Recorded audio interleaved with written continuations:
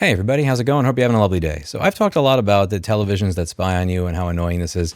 And this is something people will talk about and say, well, you bought a cheap TV, so you deserve it. This is a TV that I bought a few years ago. I was dumb enough to spend almost $3,600 on an LG G3 OLED. It's one of their close to flagship or flagship smart TVs. And when you go through the options in the menu, do not sell my personal information was turned off by default, which is absolutely fucking unacceptable to me. I've talked in the past about what aggravates me about services like Netflix and why piracy always wins. I was paying for Netflix and I wanted to get the 4K package. And when I tried to get the 4K, when I tried to get 4K, I was actually getting 720p because apparently they limit you artificially. If I'm using a computer and a web browser to view it, you have to have this incredibly crazy list of requirements. And many of these requirements are requirements that Netflix does not actually disclose in their website. Now, the reason that I don't want to connect my television to the internet to use the television's Netflix app to get 4K is because the television is unfortunately a form of spyware. And the Texas Attorney General, Ken Paxton, has sued a bunch of television manufacturers, so Sony, Samsung, LG, TCL, and Hisense, I believe. And I wanted to go over some of what he went over in these lawsuits because I'm glad to see that this is starting to get a little bit more traction with people who have the power to actually do something about it. So I'm going to read from one of them.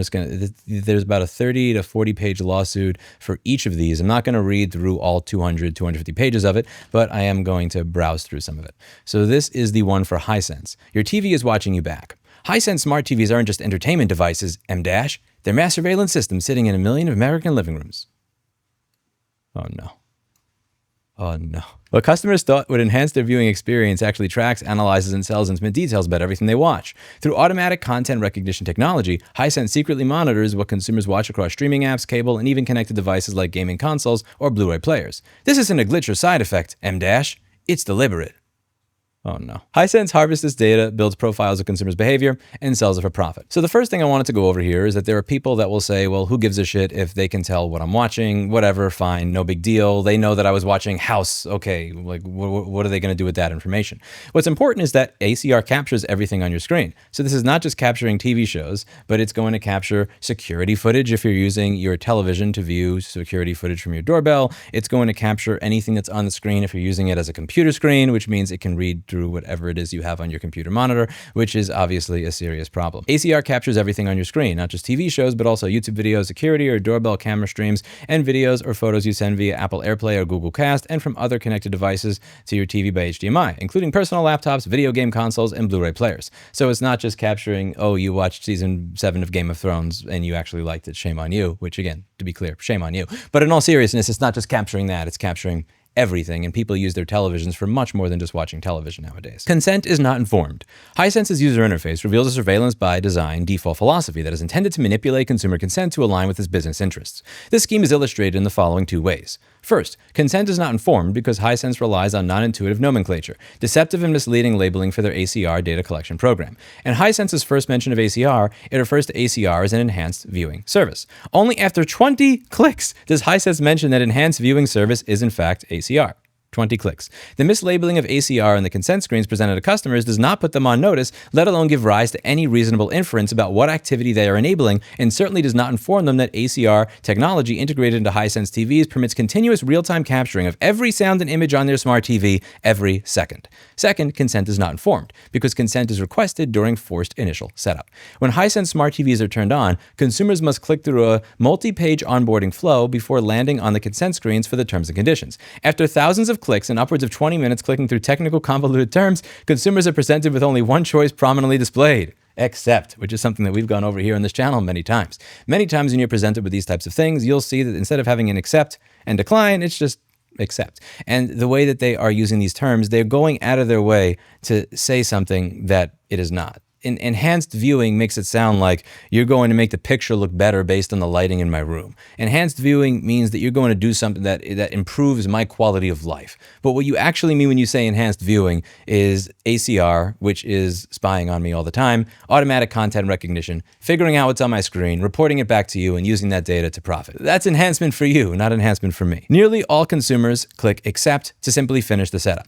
Hisense intentionally created this deceptive consent architecture to present the consents and notices when consumers are least likely to read and carefully consider them in their eagerness to start watching their new TV. Chinese law obligates that Hisense share the data of its users, including the approximately 1.27 million Texans, whenever the Chinese government requests it for whatever purpose. Hisense's policy does not disclose this. Instead, Hisense's end user terms and conditions state that it may transfer your personal information to the People's Republic of China. The most important point here is one that many of you have brought up that I have not seen brought up in the mainstream discussion of this or in lawsuits, which is the fact that this would be an okay arrangement if they were actually paying you. ACR Technology, the corporate desire to monitor consumer viewing habits, is not new. Since the 1950s, Nielsen has paid consumers to permit it to track the viewership habits of approximately 42,000 representative households. Consumers tracked by Nielsen ratings have a people meter device installed in their television that they carry around with them, which must be manually activated when they start and stop watching a show. ACR is different and consumers are not paid for their participation.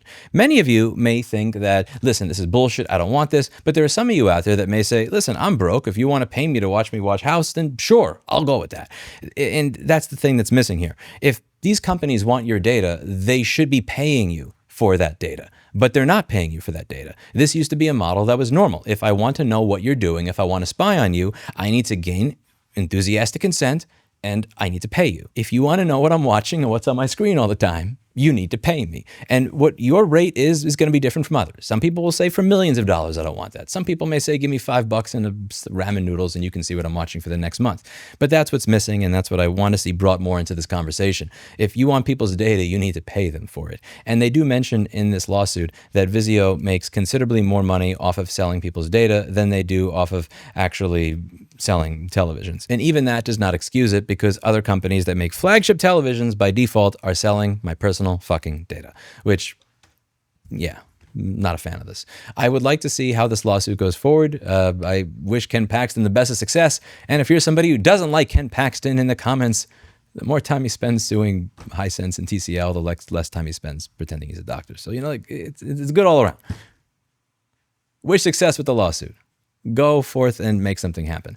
I'm thinking of having something with Fulu over the next 3 to 6 months. We want to put together a framework for a bounty program for perhaps creating software that allows you to use your smart TV, but without the spyware shit built into it, where it just makes it easy to use the fun functionality of your smart TV, but you're not dealing with the spyware and all these very convoluted opt-out schemes. This would likely be at a higher level than previous Hulu bounties, which were between $5,000 to $20,000.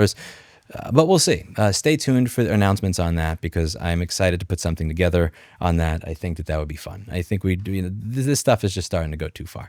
Let me know what you think in the comments down below. I'll leave a link to each one of these lawsuits. That's it for today. And as always, I hope you learned something. If you have a television, don't connect it to the internet. Just don't.